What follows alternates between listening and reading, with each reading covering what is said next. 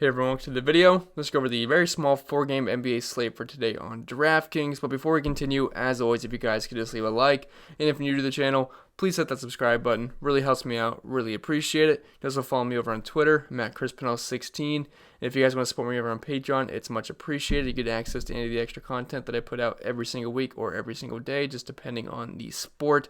Now for NBA, it's daily content. I update everything up until lock, my projections, my data sheet, DVP chart, cheat sheet, core plays, Discord chat, where you can get my most up-to-date information as quick as possible, because that's where I talk in all day. Got about 100 people in there, so everyone's giving their own advice, but I'll be in there all day. And weekly content would be for NASCAR. I absolutely love NASCAR. If you guys haven't tried out NASCAR yet, you don't even have to like NASCAR. I break it all down pretty well, I think, in my opinion, and I think it's where we get the biggest edge in DFS right now is NASCAR. Not a lot of people know exactly what they're what they're doing in NASCAR, and there's also a big strategic edge in building lineups in NASCAR, because you can't just pop numbers into an optimizer and click optimize and get a NASCAR lineup. It's really strategy driven, which I absolutely love for NASCAR, because I think that's where we get our biggest edge. And then in about a month we have MLB coming up, and I love MLB. MLB and NASCAR are my two favorite DFS sports, and they're really not even the most popular DFS sports, but they're just my favorite, so I'll be breaking those down every single day. So if you're interested, you can keep that in the back of your mind for MLB. And I think that's about it for the plugging. I think we can get right into the video. So in this player pool up top, we have Anthony Davis. He comes in at 10,300, and he's pretty much the lock of the slate. There's some other good plays on the slate, but you gotta like Anthony Davis. LeBron's gonna be missing this game with a groin injury, and there's just no reason not to like AD. If he gets his mid-30s minutes versus Golden State, there is no reason he shouldn't smash in this matchup versus the Warriors, who are just awful defensively. Now, the only way Anthony Davis probably doesn't pay off his salary is, one, if he gets hurt, which it's always possible. Do not ever be surprised if you see that Fantasy Labs tweet that says Anthony Davis is headed to the locker room. Always in the cards for Anthony Davis. And two, if this game blows out, he might not play in the fourth quarter. So there is risk to that, but I don't like projecting blowouts, so let's just say he gets his mid-30s minutes. He should smash here. I mean, his numbers are great on the season. I'd be willing to pay him at 10,300 even if LeBron was playing. But if you take LeBron off the court, or his numbers on the court, just with LeBron, it's 1.46 points per minute with a 29.6% usage rate. You take LeBron off the court, that number goes over 1.6 points per minute with well over a 30% usage rate. So Anthony Davis is just an absolute smash play here despite the high price tag. I think if he gets full minutes, I think he's a safe bet for over 60 fantasy points. So definitely have some interest in Anthony Davis, and I feel like he's a cash game lock. I mean, I haven't tried to build lineups yet, but with LeBron being out, there's enough value to get it done. So love Anthony Davis. He's going to be very popular, and I think you pretty much have to play him considering this slate, because there's not a lot of high-end options. One below him, we have Sabonis here. He comes in at 9,100. He had a really good game last time out versus Charlotte. I believe he had 51 fantasy points, if I remember correctly. But he gets a really good matchup here versus Portland. And if you head over to the DVP chart, and I actually forgot to talk about the matchup for Anthony Davis. But Golden State, they're the fourth worst defensive team. Better versus big men than they are versus guards. But it's Anthony Davis. They don't have anyone that can contend with them.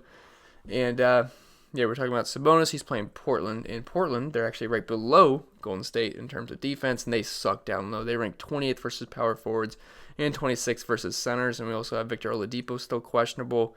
And we know Jeremy Lamb's going to be gone for the year. So, yeah, Sabonis, I think he's fine despite him being very expensive. I can't imagine anyone's really going to play him, because we're all going to be paying up for Anthony Davis. And then I just don't really see a lot of people playing Sabonis as well, so he should be lower owned, but I like the spot here. It's a pace-up spot for the Pacers. They're 25th in pace-up play, while Golden State is 11th. I'm sorry, Golden State, Portland is 11th.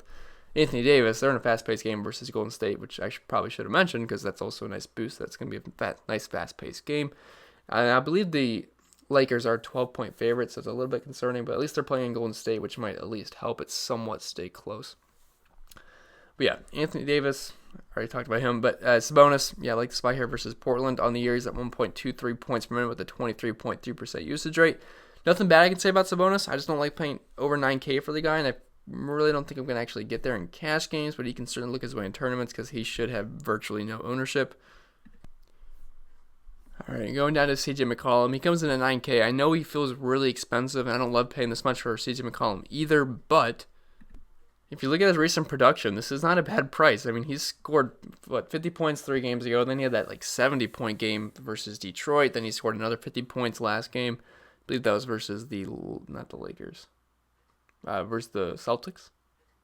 That sounds about right. I think it was versus the Celtics. But yeah, CJ McCollum, he has been playing out of his mind with Damian Lillard missing. And we know Damian Lillard is not going to be playing in this game. So you got to like CJ here. He's going to play close to 40 minutes. Wouldn't surprise me if he actually ended up hitting 40 minutes. But, I mean, yeah, his numbers are very strong with Damian Lillard off the court. If you look at his numbers so far in the season, he's at 1.01 points per minute with a 26% usage rate. If you take Lillard off the court, he's at 1.24 points per minute. So that's a 0.23 bump, which is drastic. And he's at a 32 to 34% usage rate. So, yeah, CJ McCollum without Damian Lillard is always a good play despite the high price tag. Now, the one thing I don't like here is the matchup versus the Pacers. They are a very good defensive team, and they also play pretty slow. So it's a pace-down spot for the Blazers. And if you look at the numbers, the Pacers are the 4th best defensive team overall this year, and 8th versus point guards and 5th versus centers. So don't love the matchup or game environment here, but he's just been so strong without Damian Lillard on the court. You can certainly look his way, and he's just been playing out of his mind. Hassan Whiteside, he comes in at 8,800. So, like I just said, the Pacers do have a good defensive team, and it's also a pretty gross game environment considering they're 25th in pace of play. But the one soft spot they do have on defense is versus centers. So they rank 16th versus centers compared to 3rd versus power forwards, 1st versus small forwards, 5th versus shooting guards, 8th versus point guards. So this is the one soft spot on this defense. So you can look Hassan Whiteside's way at 8,800, and he's just been so good point per minute wise this season. 1.34 points per minute, been playing very, very well. So I actually think he's a pretty strong GPP play because, again, I cannot see too many people playing him because we don't typically like to play guys versus the Pacers. But Hassan Whiteside, we know his upside, so you can certainly look his way. Tobias Harris, so Joel Embiid. If you guys played Joel Embiid, I apologize. I can't really apologize because I didn't know he was going to get hurt, but I should say I feel bad for you guys because I actually didn't end up playing him in my main lineup, which I'm not even going to go there. But, yeah, Embiid, he got 4 or 5 fantasy points, got hurt early with a left shoulder sprain, I believe it was, and never came back. So you guys got absolutely burned at 10,500. But, yeah, you take Ben Simmons and Joel Embiid off the court. These 76ers are going to get quite a bump here, including Tobias Harris. Now, I know he sucked last night, so maybe that'll keep some people off of him just because of recency bias. But if you just look at the numbers, he should be a pretty strong play here despite his poor performance last night. And, sorry, my dog's on the sitting on my lap, and he's moving around. So let me just pause this really quick. Yeah, so if you just look at his numbers on the season, he's at 1.01 points per minute with a 23% usage rate. Not too bad of numbers, but if you take Ben Simmons and Joel Embiid off the court, Harris is at 1.21 points per minute with a 26.8% usage rate, which actually does lead the entire team. Besides Shake Milton, which I guess we're not going to really count too much because it's not as big as a sample size. But yeah, Tobias Harris, it's a big sample size, and 1.21 points per minute, that's a pretty drastic bump all the way up from 1.01 points per minute. So you got to have some interest in Tobias Harris. Matchup versus New York's all right. I mean, it's not like the best matchup in the world, but it's not a bad matchup either, not something I'm too scared of. Rank 8th versus small forwards and 25th versus power forwards. So yes, we can look Tobias Harris's way. We're going to certainly want some exposure to these 76ers because you took their 2 best players off the court. So guys are going to have to step up, and I think Tobias Harris is certainly capable of doing so. We've seen it time and time again this season when one of the guys have missed. Now you got both guys missing, so definitely opens up some usage and minutes on the court. SGA comes in at 7,400. He's been playing pretty well recently. Had a 40-point game mixed in there with a couple 30-point games. So he's in pretty good recent form. And I don't like this game environment at all. It's going to be played pretty darn slow. They're 23rd in pace of play, while Sacramento is 21st. So not going to be a good game environment. But they do struggle versus guards. They're pretty good versus big men. If you look at the DVP chart, they're ranked 2nd versus power forwards, 5th versus centers. But when you get smaller and smaller, they get worse and worse, pretty much. 20th versus small forwards, 22nd versus shooting guards, 17th versus point guards. So matchup is pretty solid for SGA here. Just don't like the game environment, but I'm going to have to look past that on a 4-game slate. Can't get too picky here. But he's been a point per minute guy, 23.9% usage rate. He's averaging 35 minutes per game. And if he's averaging 1 point per minute, he's averaging about 35 fantasy points per game, which is not terrible at 7,400, but he does have the upside for more. There's a little bit of everything in the stat sheet, so you can look Gilgeous-Alexander's way. Malcolm Brogdon, he comes in at 7,300. So I believe these minutes have Victor Oladipo playing right now. If Victor Oladipo misses, we can look Brogdon's way at 7,300 because I really like the matchup here versus Portland.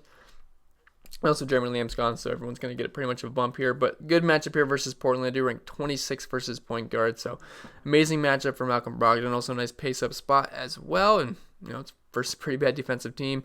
And on the year, he's at 1.12 points per minute with a 25.4% usage rate. Now, he's not a guy that's going to play huge minutes. He's only averaging 30.7 minutes per game. But 7,300, not too bad in a good matchup versus Portland, especially if Victor Oladipo misses this game. If Oladipo is in, I'm going to have to pass on Malcolm Brogdon. Steven Adams, he comes in at 6,800. He's had a pretty good recent stretch of games. I believe he had a 50, I can't remember if it was a 50-point game, but I know he had like a 48, 46-point game. Then the last game he had 41 fantasy points versus Chicago, I believe. Now the matchup's not as great, like I said. The Sacramento Kings are much better versus big men than they are versus guards. But I don't hate Adams and GPPs just because the guy's got upside. And we've seen some big men have success versus Sacramento this season. I don't expect them to have any ownership really at all. I pretty much just have them on here because you might need a low-owned player too in your lineups just to get different from the field. And I think Steven Adams is a somewhat okay way to do that. But he's been pretty good point per minute wise this year. 1.11 points per minute, low usage rate, but it's Steven Adams. That's not really what I'm worrying about, but yeah, he's fine in GPP. He's not going to play him in cash games, not even considering it, but I think he's a fine tournament option. Gallinari comes in 6,300. Again, not a great matchup versus Sacramento as a small forward / power forward, more so small forward, but he started out the last game extremely, extremely hot. Like, he was just shooting missiles. I think he was 5 for 7 from 3 to start the first quarter, and he almost hit one from the logo. It was looking like he was going to get like 50, 60 point fantasy outing. He ended up scoring 33 fantasy points. He did like pretty much nothing at all after that first quarter, which was really disappointing. Didn't even finish the game with flames by his name on Draftkings, but he's fine at 6,300. It just feels a bit cheap. I know the matchup's not great versus Sacramento, but I think he'll be fine. If he's hitting his shots, and he'll pay off his price tag. On the year, he's at 1.04 points per minute at the 24% usage rate. Not an exciting play for me, but I think he's solid nonetheless. All right, now let me say I don't like this spot for Melo really at all. I don't really like playing Melo too much, but no Damian Lillard, and he's only 5,600, so we can look his way. I know he only scored like 20 fantasy points in the last game, but the game before that, he had around like 40-something. So he can be a little bit hit or miss, but you're going to play mid-30s minutes at 5,600. No Damian Lillard. Usage rate gets around 25%, gets closer to a point per minute. Not the worst play in the world. And again, this matchup versus Indy is not good at all. And he can be a streaky player, so he's only reserved for tournaments for me. But 5,600 is not too bad. Don't really want to spend too much time on him, though, just because I'm not that big of a fan of him. But I wanted to talk about some more guys. I didn't want to have just like 6 guys listed on here. So Melo's okay. Not a core target for me, but he's okay. Dennis Schroeder at 5,500. Schroeder, whatever it is. Good matchup versus Sacramento. Like I've been saying, the Sacramento Kings struggle versus guards more than they do versus big men, and he's only 5,500. He's going to get 30-plus minutes here as long as the game stays close, which I don't see a reason why it wouldn't. So I think we can look Schroeder's way. I mean, if you look at the DVP chart, Sacramento ranks 17th versus point guards, 22nd versus shooting guards. He's got a pretty decent usage rate when he comes off the bench here, 27% usage rate. He's over a point per minute, barely, but still over a point per minute, 1.01 points per minute, averaging a little bit over 30 minutes per game. I think he's a good, safe bet for around 30 fantasy points at 5,500, and we will take it, and there's upside for more. So Dennis Schroeder, I think he's fine. Josh Richardson, 5,300. Certainly going to have interest here again. No Ben Simmons, no Joel Embiid. You're taking the 2 best players with the best fantasy point per minute rates off the court for the 76ers, and they also play a ton of minutes. So a lot of minutes to go around and a lot of usage rates to go around, and a lot of point per minute rates are going to jump up. And Josh Richardson, got to have interest here at 5,300. Going to play minutes in the mid-30s. Did not have the greatest game in the world last night. Kind of saved himself late. He wasn't scoring. He was having some trouble scoring, but if you take those guys off the court, he actually has the biggest sample size of playing on the court when those guys are off, and he's at 0.84 points per minute, the 21.6% usage rate. Not crazy good numbers, but still, he's going to be in line for a lot of minutes here. And someone's got to score on this team. It's going to be a lot of Tobias Harris, a lot of Al Horford, some Shake Milton, Josh Richardson, and you can throw in some of the other guys, maybe like, I don't know, Furkan Korkmaz if he gets hot randomly. But yeah, got to have some interest in Josh Richardson. I think he's a pretty safe, solid play. Matchup versus New York, I wouldn't say it's incredible, but it's not like something I'm too scared of. They're ranked 14th versus shooting guards, so kind of whatever. But I think he can pay off his price tag. We have Miles Turner. He comes in at 5,200. He smashed in the last game. Now I'm really only interested in him a lot if Victor Oladipo misses this game, because if you take Oladipo off the court and Jeremy Lamb, Jeremy Lamb's obviously going to be out, but if you take Oladipo off the court as well, Miles Turner actually got the biggest jump in point per minute rate. So I do have some interest here, and I love the matchup versus Portland. We played him versus the Charlotte Hornets, and he had, 42 fantasy points? He had 8 or 9 blocks. I mean, it was just a block party. Now, is he going to do that again? No, he's not going to get 9 blocks again, but the guy barely scored. I think he had 6 points or 9 points. He was just not scoring, so, I mean, I think he's going to score more than that than usual.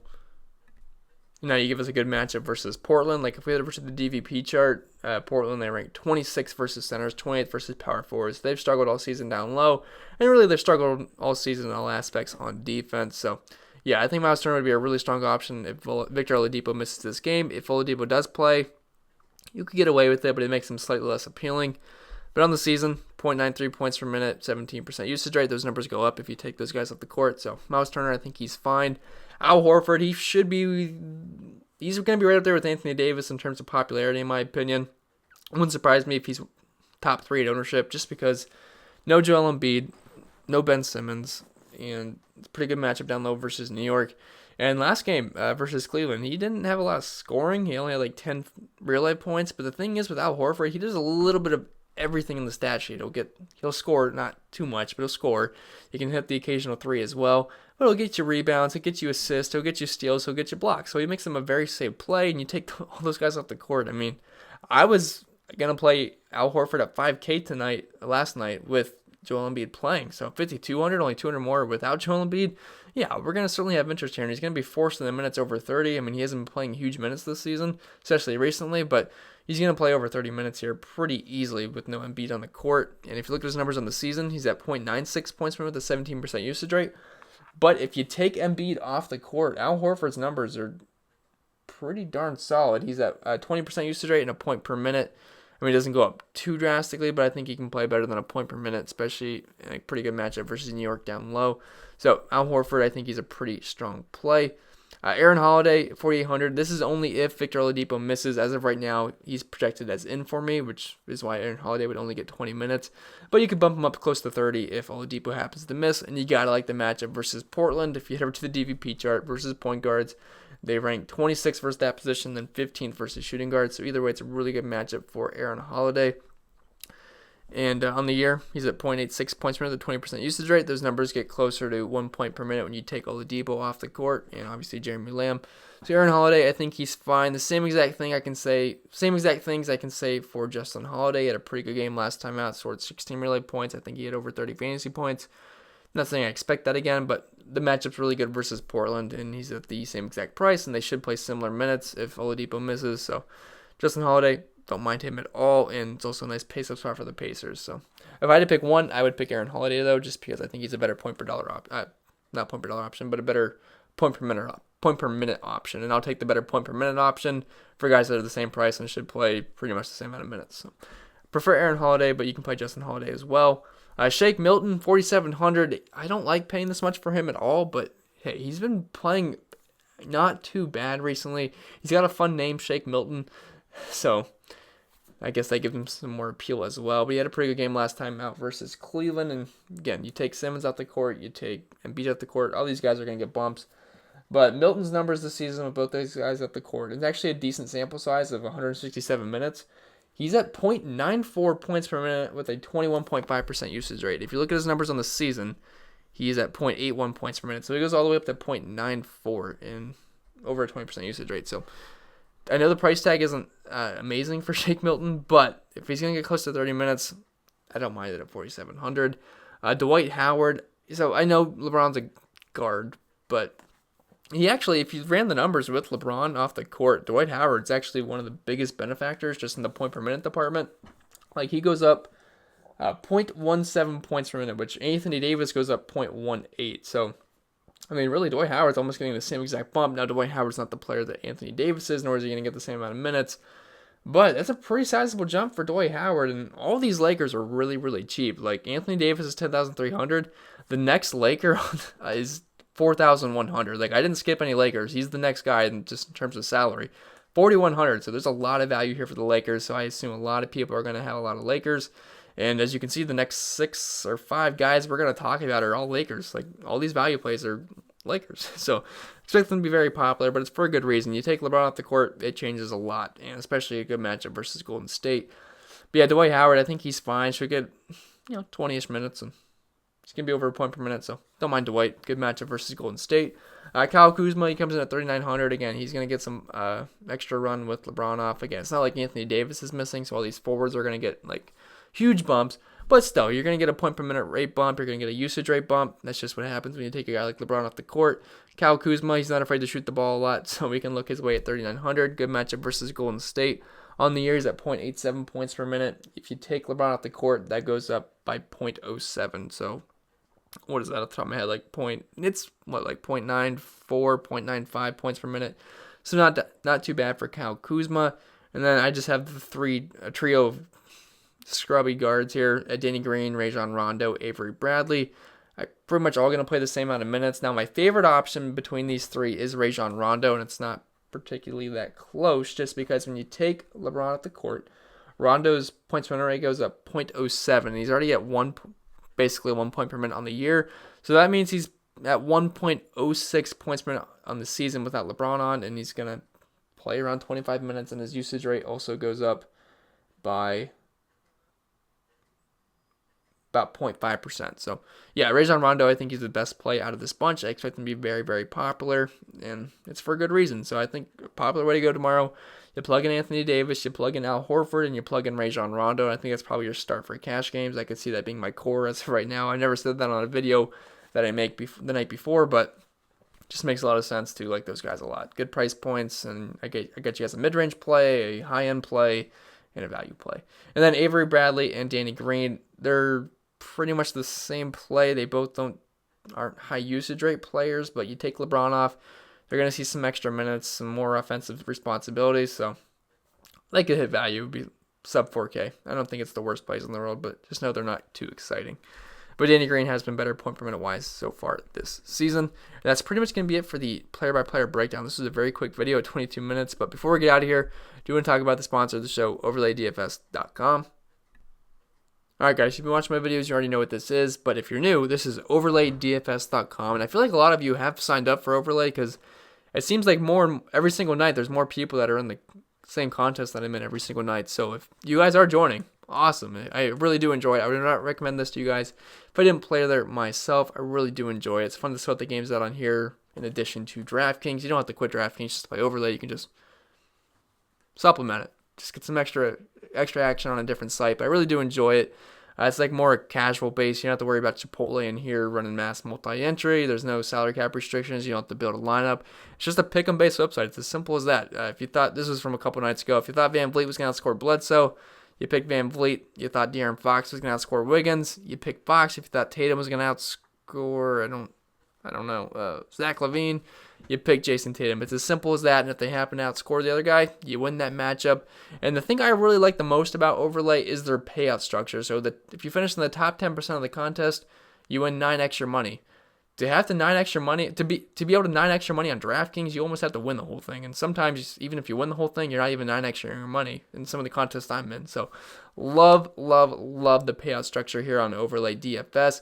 And also the jackpot, they're on a 92-day carryover of someone not hitting the jackpot. Someone is due. Someone's going to hit this jackpot soon.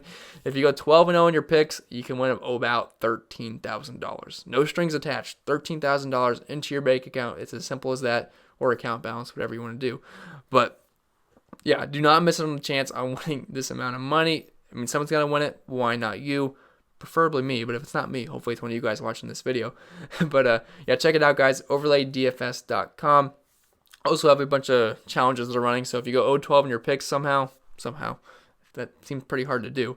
But if you go 0-12 in your picks, they'll give you $500. Also have a slump buster challenge where if you lose 20 days in a row, not consecutive days, but say you play once a week for 20 weeks in a row and you lose every single time, unfortunately, if that happens, they will refund every single dollar that you deposited. They're basically daring you guys to lose. So check it out, guys. OverlayDFS.com. No promo code required. Just go over there, sign up, and have fun. All right, that's going to be it for this video, guys. If it was helpful, remember to leave a like. If new to the channel, hit that subscribe button. Really helps me out. Really appreciate it. Support me over on Patreon. And that's about it for the video. Check out NASCAR when it comes out this weekend. And enjoy your Thursday. Tomorrow is Thursday, right? Yes, it is Thursday. And I love Thursdays. So it's awesome. All right. See you in the next video. Enjoy the day. Okay, actually, one more quick thing before we get out of here. I do want to mention that you could play JaVale McGee and Markieff Morris. I just don't want to list 12 Lakers, but they're in the player pool as well. Pretty much everyone in the Lakers just because they're so cheap, and I think McGee is the minimum price on DraftKings. I don't have them listed here, but did just want to mention that. So, all right, now that's it. See you in the next video.